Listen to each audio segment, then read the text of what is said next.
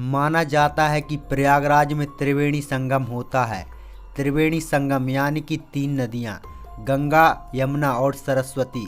गंगा और यमुना को प्रयागराज में मिलते हुए तो सबने देखा है, पर सरस्वती नदी पर कई तरह के भ्रम हैं। कुछ लोगों का कहना है कि सरस्वती नदी अदृश्य रूप से बहकर प्रयागराज पहुंचती है और यहां आकर गंगा और यमुना के साथ संगम करती है। वहीं कुछ लोगों का यह भी कहना है कि सरस्वती नदी का कहीं वजूद ही नहीं है और यह केवल एक मिथ्या धारणा है। आखिर इस नदी की रहस्यमयी सच्चाई क्या है, जानेंगे आज की इस वीडियो में। वीडियो शुरू करने से पहले मैं आपको बता दूं, मैं आपका दोस्त दीपक और आप देख रहे हैं डीके डिस्कवरी फैक्ट्स। वीडियो को लाइक कर दीजिए और अगर आप इससे पहले हमारी यूट्यूब चैनल पर नए हैं तो चैनल को अवश्य सब्सक्राइब कीजिए। अब आइए करते हैं वीडियो की शुरुआत। यह एक शोध का विषय है कि क्या सचमुच सरस्वती कभी प्रयागराज पहुंचकर गंगा या यमुना से मिलती थी। अगर नहीं तो त्रिवेणी को संगम क्यों कहा जाता है। धर्म और संस्कृति ग्रंथों के अनुसार सरस्वती नदी का अस्तित्व था और इसे सिंधु नदी के समान ही पवित्र माना जाता था। ऋषदेव में भी सरस्वती नदी का उल्लेख मिलता है।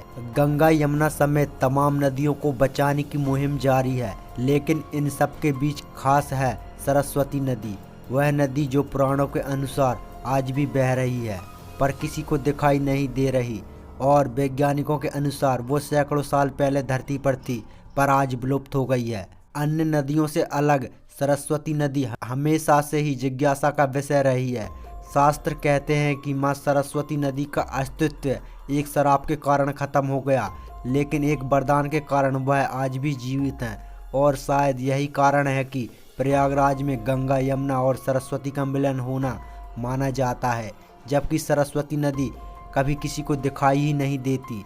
बहरहाल जो भी है, लेकिन जब से सरस्वती नदी के खोए हुए अस्तित्व की तलाश शुरू हुई है, तब से कई धारणाएं सामने आ रही हैं। वैदिक काल में सरस्वती नदी की बड़ी महिमा थी और इसे परम पवित्र नदी माना जाता था।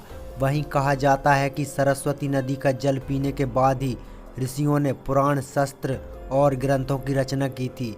गुजरात का सिद्धपुर सरस्वती नदी के तटों पर बसा हुआ माना जाता है। इसके पास में बिंदुसर नाम का तालाब है, जिसे महाभारत काल में विनाशन कहा जाता था।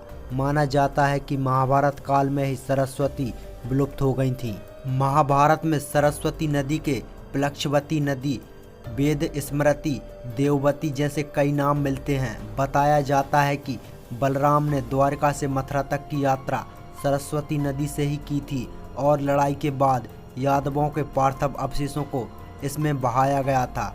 वाल्मीकि रामायण में भरत के कैकेय देश से अयोध्या आने के प्रसंग में सरस्वती और गंगा को पार करने का वर्णन मिलता है। सरस्वती नदी के अस्तित्व को नासा भी स्वीकार चुका है।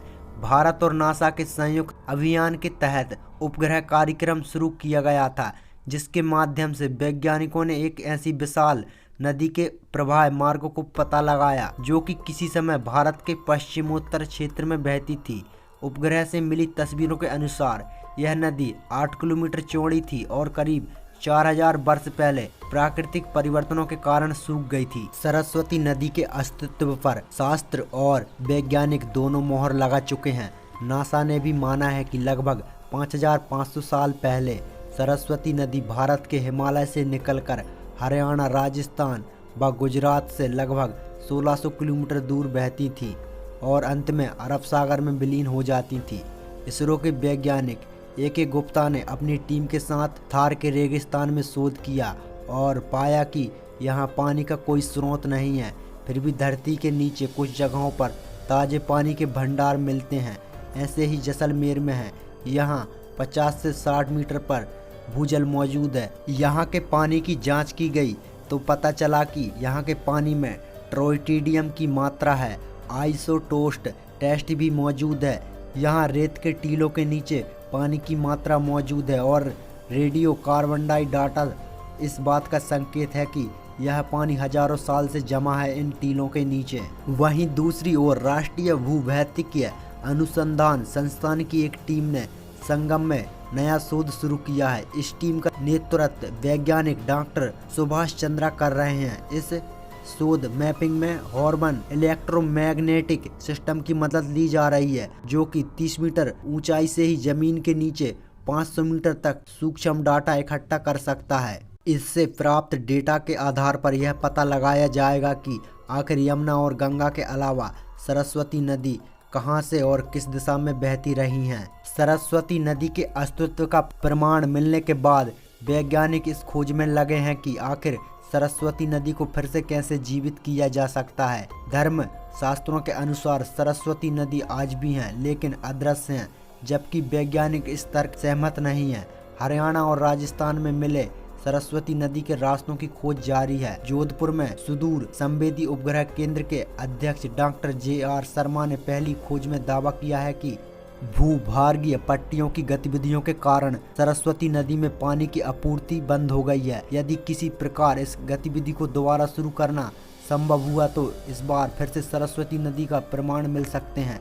यदि ऐसा होता है तो जैसलमेर और थार के मरुस्थल में पानी की आपूर्ति बहुत आसानी से हो जाएगी। वहीं भारत के अलावा अन्य विदेशी वैज्ञानिक भी इस बात पर अपनी खोज कर रहे हैं। इससे उम्मीद की जा रही है कि सरस्वती नदी को फिर से धरती पर उतारा जा सकता है। तो दोस्तों, फिलहाल इस वीडियो में इतना ही। ऐसे ही नॉलेजफुल और इंटरेस्टिंग वीडियो देखने के लिए चैनल को अवश्य सब्सक्राइब कीजिए। मिलते हैं किसी नेक्स्ट वीडियो में, तब तक के लिए जय हिंद, वंदे मातरम।